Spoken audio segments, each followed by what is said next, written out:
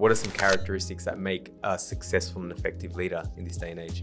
We get insights from our leaders, from our CEOs on a monthly basis.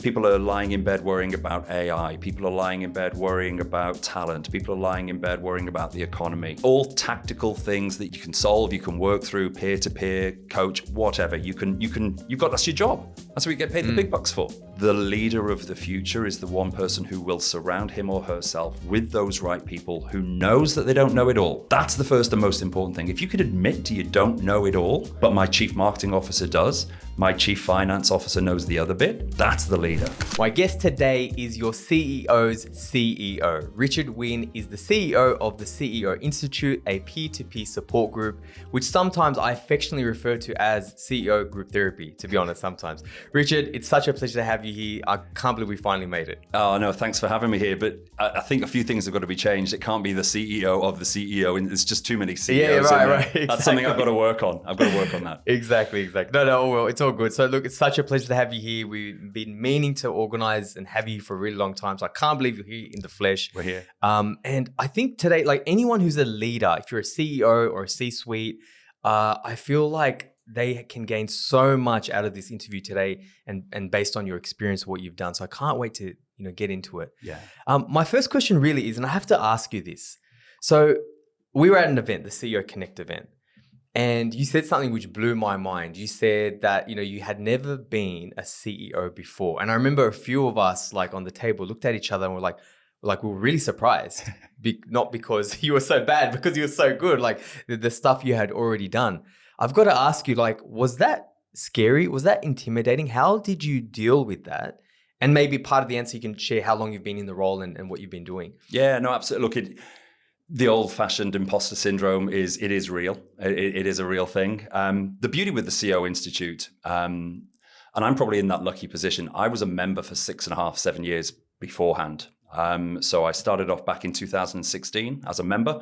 And at first I joined the business, joined my syndicate thinking I knew it all.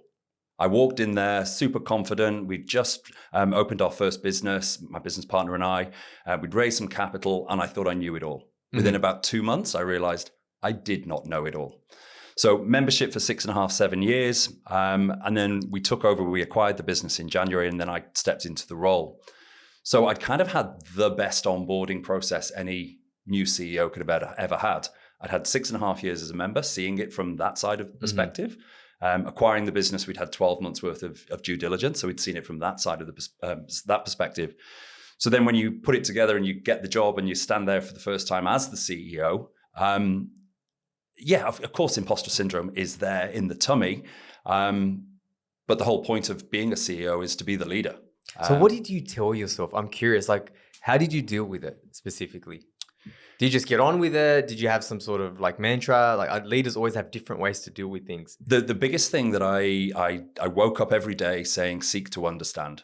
One of my longest term clients and now friends always said to me, always seek to understand before you make anything, before you do any decisions or make any decisions or any actions. And that was the key part of it. My first 4 or 5 months was seeking to understand.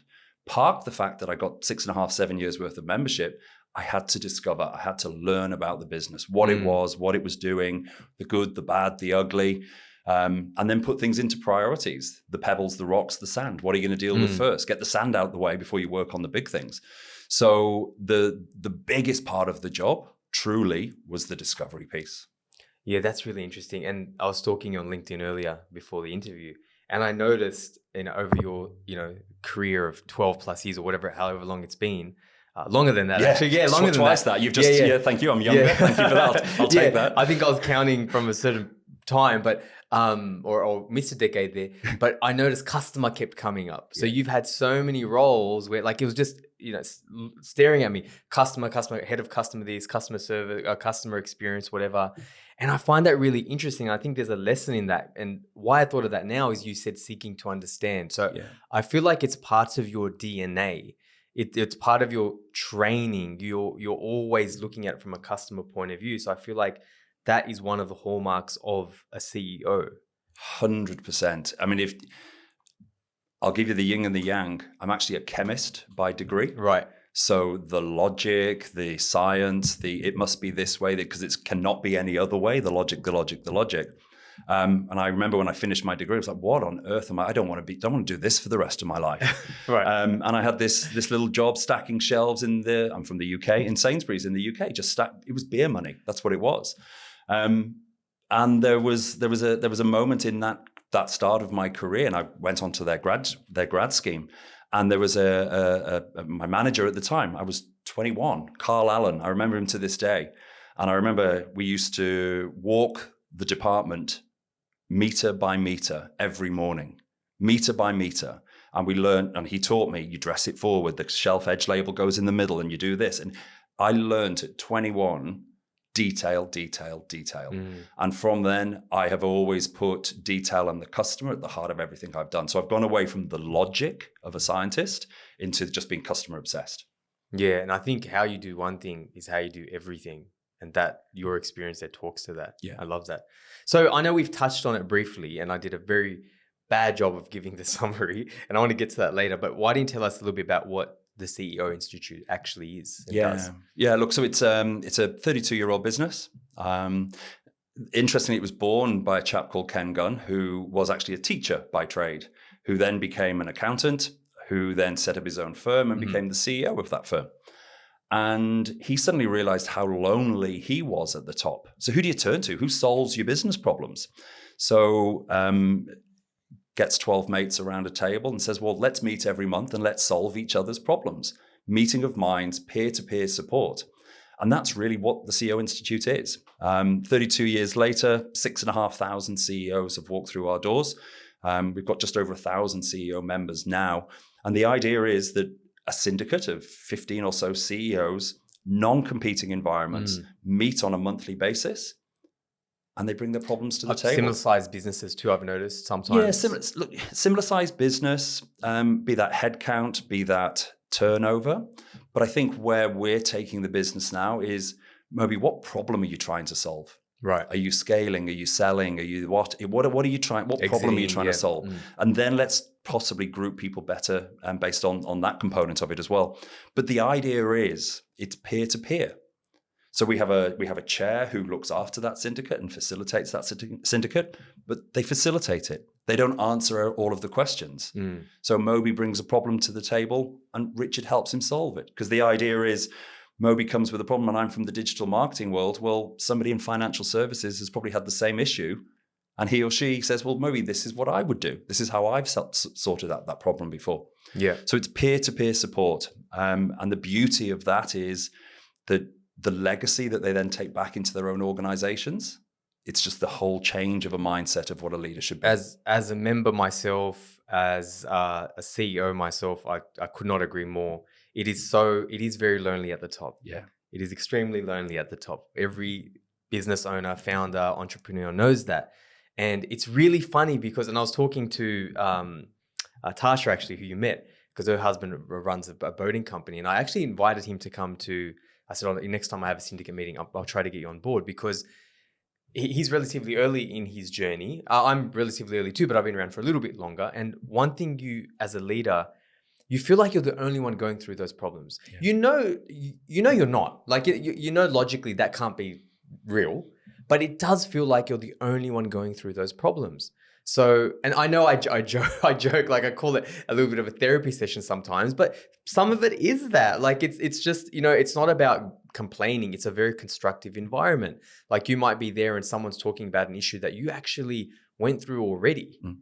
And then you bring your own issues. Like I've had, like personally, I've discussed acquisition issues, questions, exit issues and questions. So it is incredible. And the thing too, Richard, are you married? You've partner, but you've got a partner. So I've got a wife. I've got a partner too. And yeah, we have and I put a post on LinkedIn about this. We have our significant other, but it's a little bit different. It's a bit different. Like they're our rocks, and whatever. We have our rocks, mum, dad, whoever it is. But it's different. You need like a professional cheer squad. And I feel like for me, that's what the CEO Institute is. 100%. You can surround yourself as a CEO. You have a couple of reporting lines upwards and to the left and to the right. You have your board. Yeah. You can have an advisory board. You can have a coach. Well, they'll kind of sometimes give you what they want you to achieve versus what you as the CEO or the founder and the owner of your own business need. What peers will give you who come from non-competing environments, who've got no interest in whether you make X million next year or Y million. They'll challenge you. They'll cut through the BS. Yeah. Whereas a coach just wants to keep you as a coach for another 12 months.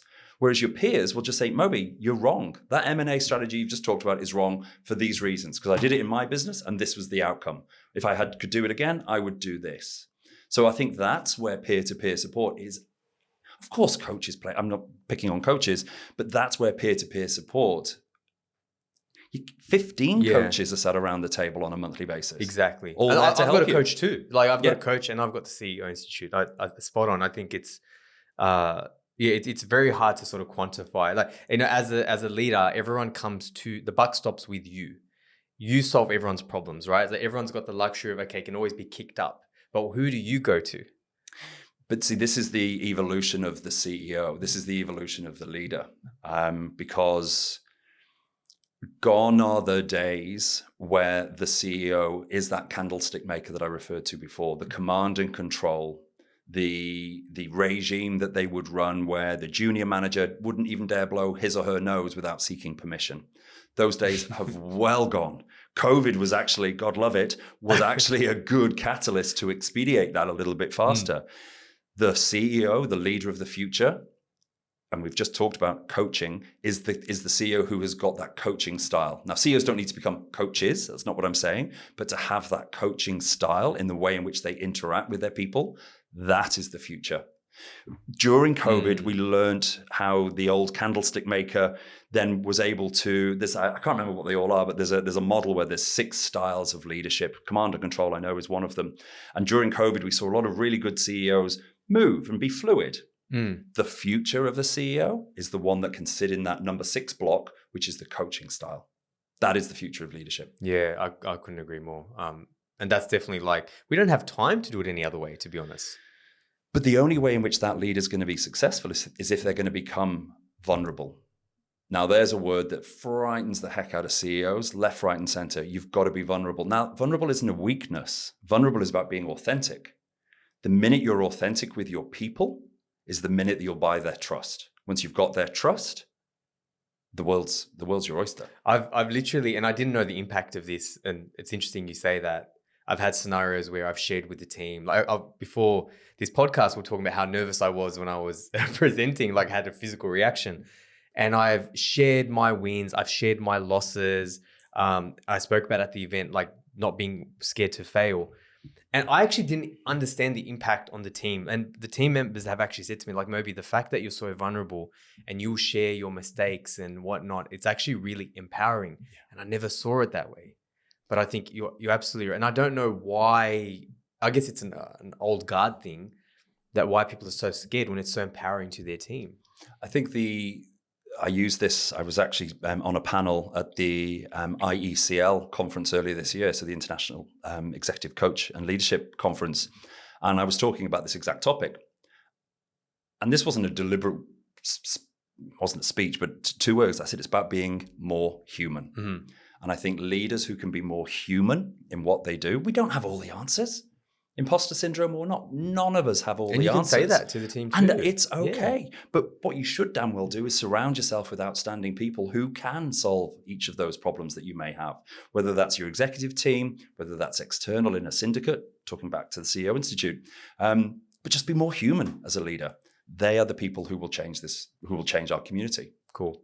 I want to move to what you've done. And how long have you been at the CEO Institute now? 9 months, 10 months. Right. Okay. Well, cool. Yeah. So I there's a thing that I catch myself saying all the time, what got you here won't get you there. And when I look at the brand and what you've been able to do, I really get that sense you embody that. Yeah. So obviously the CEO Institute went through this brand refresh, but also more than that, just and I don't want to talk too much about it because I want you to talk about it, but this transformation.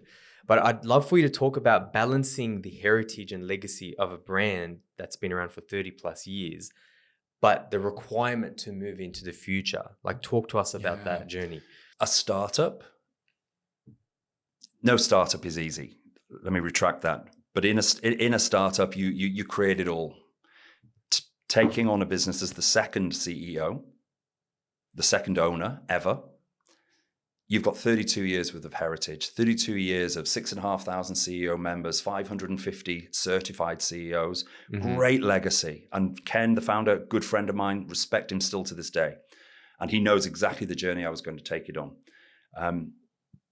In order to right-size ourselves for the future, for attracting the CEO of today, the candlestick maker in the digital age analogy again, the business had to go on a transformation because, we didn't buy it to just let it sit.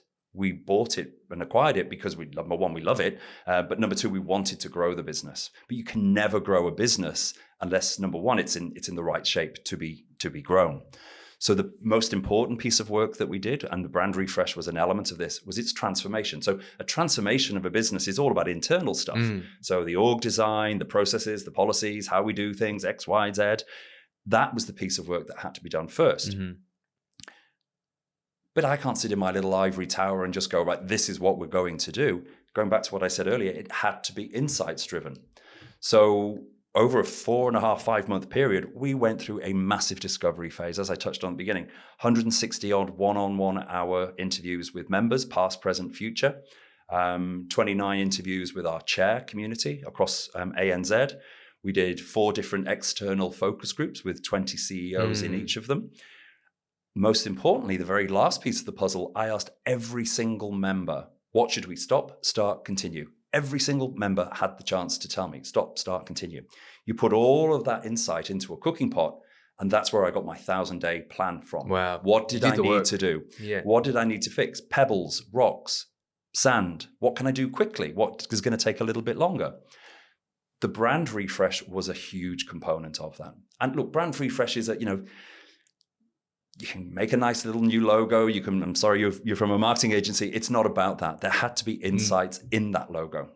And the main part of the logo really is CEOi, because internally we've always called it the CEOi. Which makes it so much easier now, like to it does. communicate and write. But when we were looking at it and we sort of tested it with people, somebody actually said, one of my chairs in Queensland, she said to me, but Richard, the CEO Institute is so successful because on the tin, it says exactly what it is, the CEO Institute. So you know what it is. Don't lose that. So we've actually locked up the 2 components, the CEOi as the main part of the logo, and then the words. Sounds simple, but it took a whole lot of research to actually understand that. Small little thing. I said, it can't be blue. Everybody else is blue. Everybody else is blue. We had the agency looking at yellows and reds and pinks and oranges and all these. None of it resonated. So we went back to a blue, bright cyan as it is. But it was so important that, and I'm no marketeer, I'm a scientist. I think if I was born again, I'd love to have been a marketeer because I just love that. I've got nothing to back it up.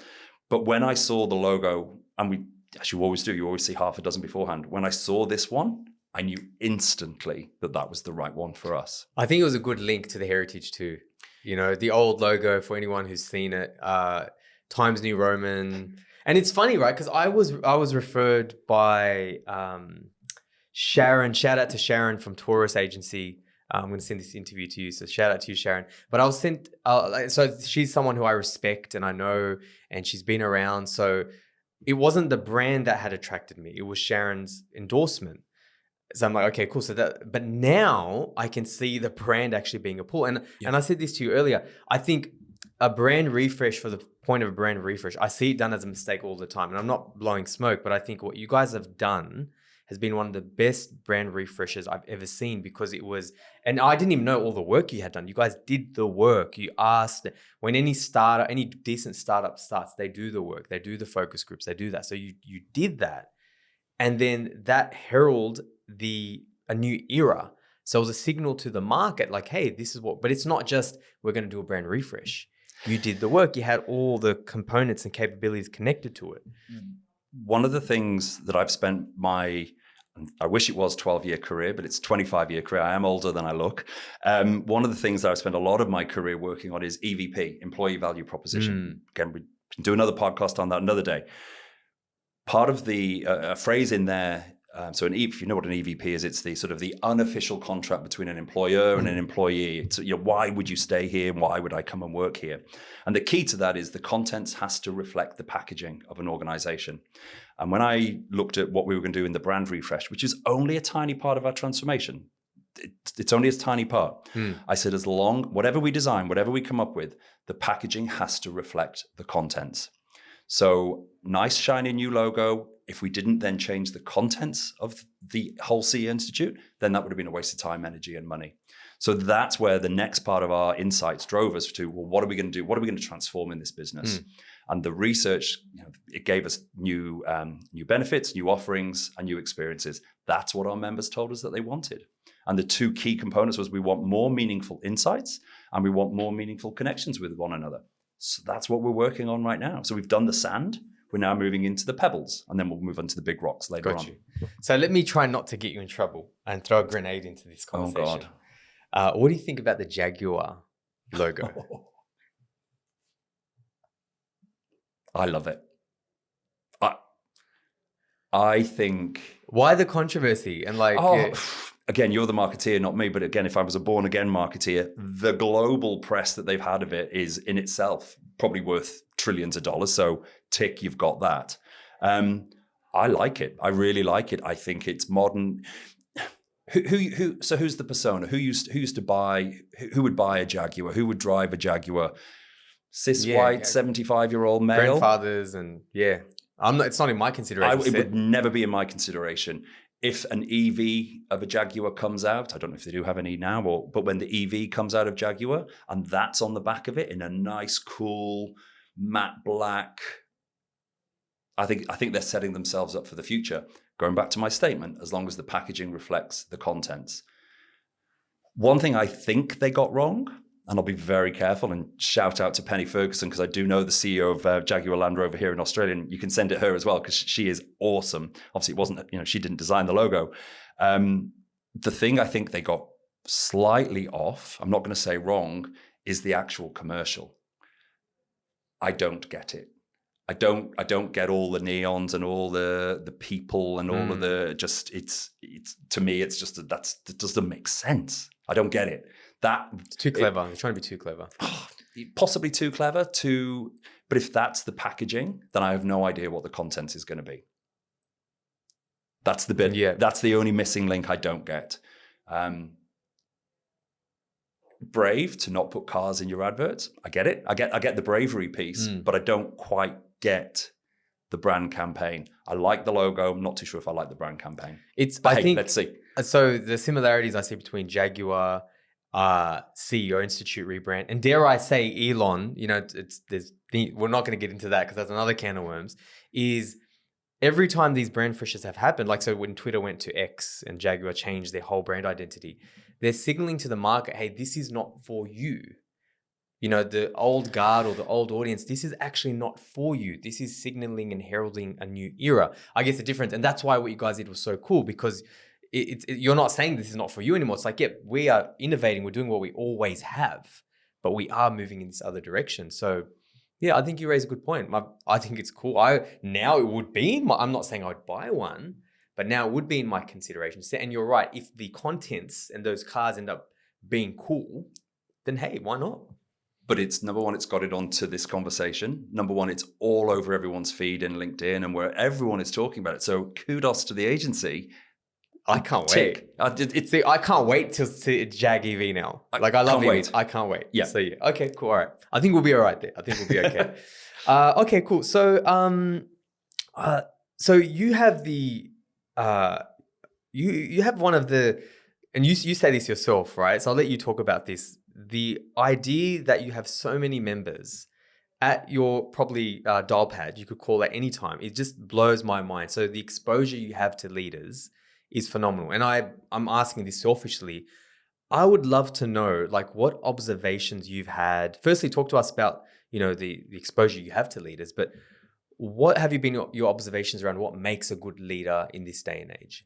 I probably don't sort of speed dial the members. That's probably not the right thing. You could if you wanted to. Yeah, I could if I wanted to. I know you don't abuse it, but yeah. But I tell you what I am. I am the luckiest CEO in the world because I do have 48. I do have 50 chairs across Australia and New Zealand who are so passionate about the CEO Institute. Some of our chairs have chaired for us for 23, 24 years, and yet they are not at my disposal, but they want me to succeed. They want us to succeed. They want the business to succeed. So you talk about imposter syndrome. If I'm stuck, I've got 50 people to call. When I was just going through the brand refresh, again, not just harping on about that, Linda Ginger up in Queensland, I called her, I said, can you, because she's an ex-marketer, I said, can you just look at this for me? She gave me some brilliant feedback. Anne Massey, I know you know Anne, ex-marketer, gave me some brilliant feedback. Just the minds that I've got at my disposal, not at my disposal, but I've got at my fingertips, who all are so invested in the business, in myself, but most importantly in our members, because everything we're trying to do is for the members. Everything we're trying to do is for our members. I don't think people realize, and also, people considering things like the CEO Institute, is the amount of worldly knowledge and experience they have. Like, you've got access to 50 of them, right? Like, and I remember when I was just getting into it myself and looking at the chairs, and I remember Tanya, shout out to Tanya. I love Tanya. Yeah. It's always there to help me and support me. And I remember she had put forward, like, she did a really good job of, okay, cool, who are you, what you're looking for? And she put forward a couple of chairs and syndicates for me and kind of gave, me the decision. And I know that might change on how you fit members based on where they are, but that was my experience anyway. And I remember looking at both. And by the way, I don't think I could have made a bad decision at all, but shout out to Tasso, love Tasso as well. And I'm like, oh my God, like, so you talk about 50, right? I saw 2. These were people who are members of boards and have Westpac, blue chip companies, still board members. It's like, wow, like they've done everything I want to do, exited businesses, entered businesses. And I'm like, this is phenomenal. So the idea, so I think I'm, I think I envy you, and you are one of the luckiest guys on earth, but also for people, possibly coming into this ecosystem, you have people who have done this before, which is phenomenal. The chairs are our glue.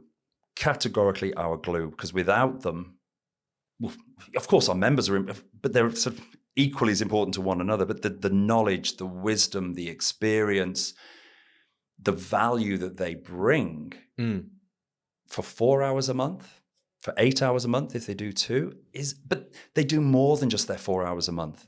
Their members in their group have them on speed dial, and that is the beauty of that.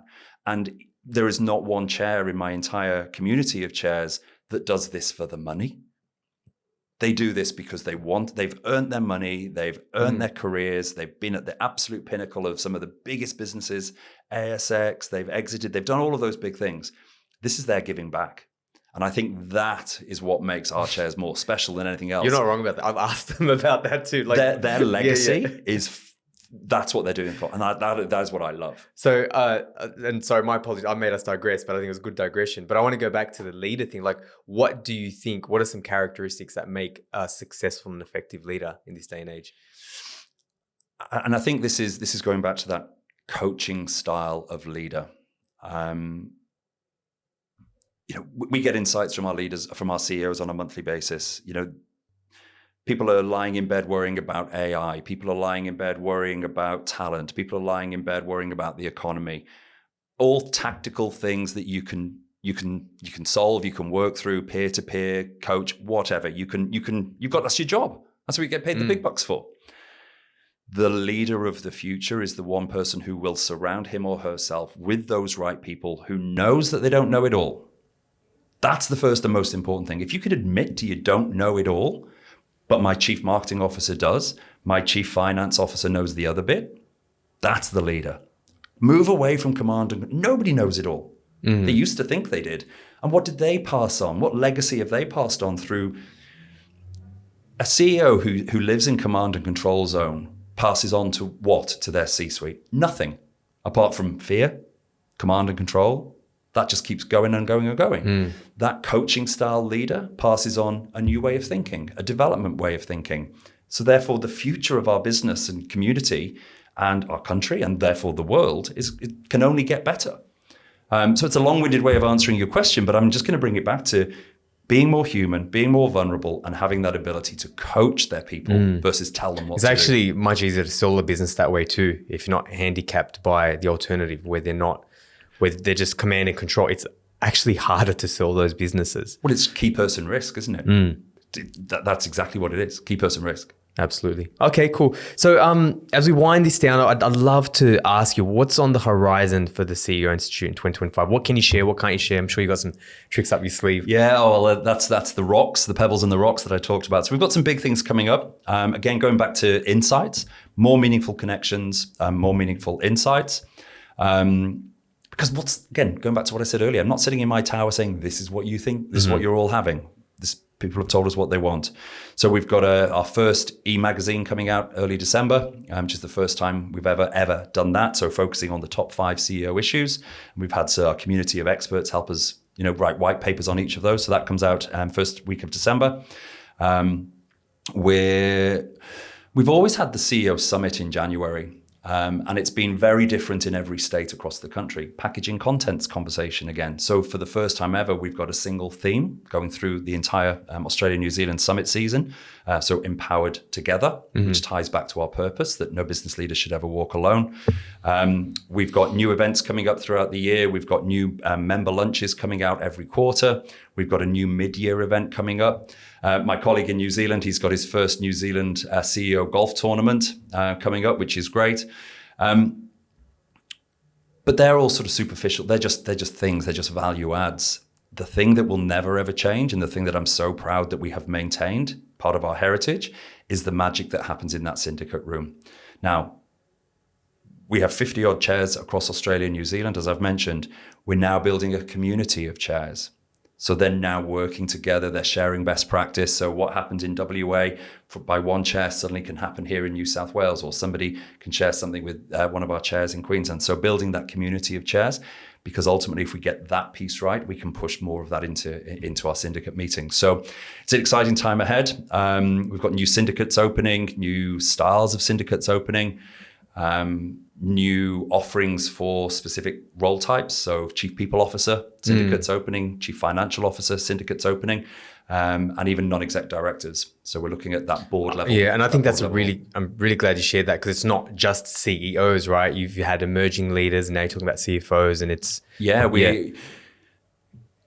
My dream, if I was to leave my legacy on the CEO Institute, is to build the journey of leadership. So our leadership program is for middle managers, all the way up to our boardroom program, which is for non-exec directors, and everything in between.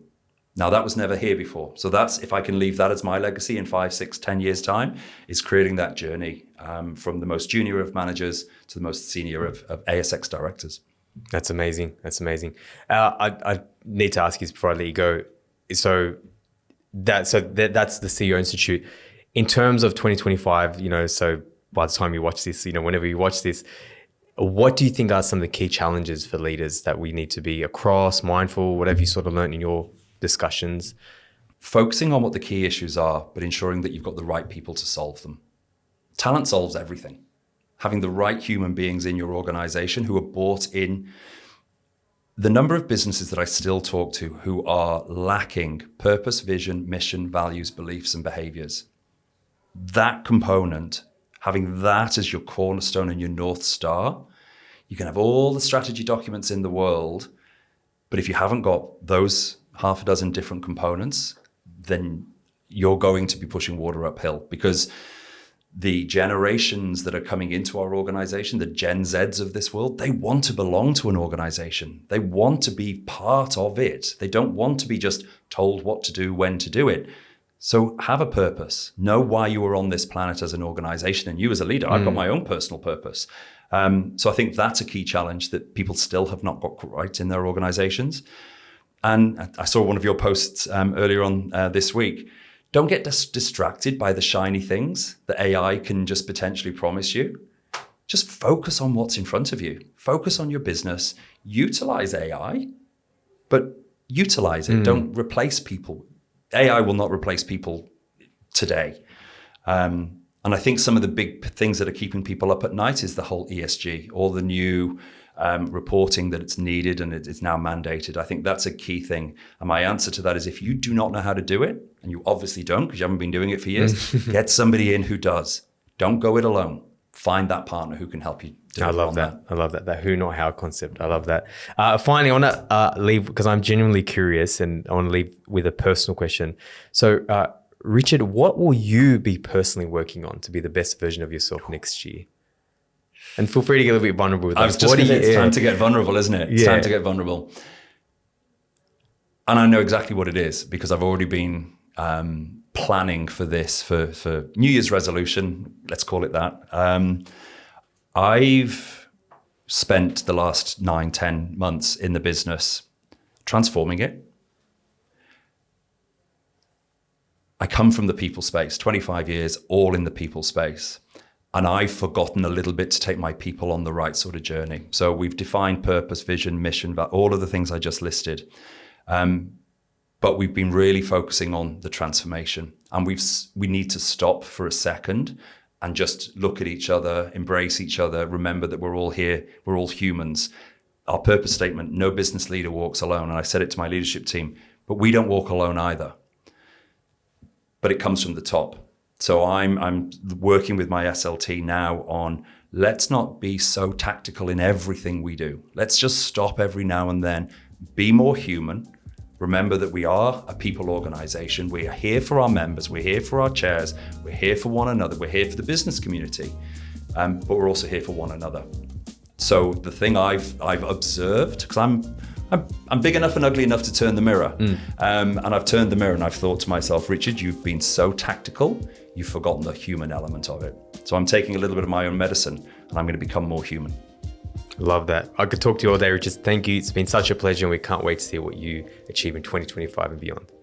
Thank you. Good man. Thanks for listening to Inbound Buzz. Learn anything? Return the favor by spreading the word. Want to make your mark in digital? Need help with your digital strategy, inbound, and marketing automation efforts? Then visit redpandas.com.au and be sure to tune in next time for another Inbound Buzz hit.